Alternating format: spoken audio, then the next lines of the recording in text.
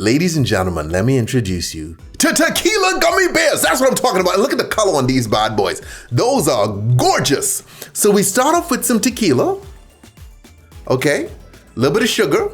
Stir, stir, stir over low heat, okay? Wait a minute, aren't you burning off the alcohol? That's why we keep the heat low. We don't want it too hot, okay? We want this alcohol to stay alcoholic. Stir, stir, stir our little gelatin. Okay, beautiful. We got a little mix. Now we come behind with a bit of food coloring to get our the desired color. Look at that, maybe a little bit more, because we want a nice neon green. And then we just squirt it. You could pour it in, but it'll spill everywhere. So it's good if you could use one of these little stopper thingies to squeeze it in, and it's beautiful. So this is a gummy bear mold, okay? And now we put it in the fridge, break it out, and look what we have. We have little tequila gummy bears. Whoa, they're gorgeous. I love these, okay?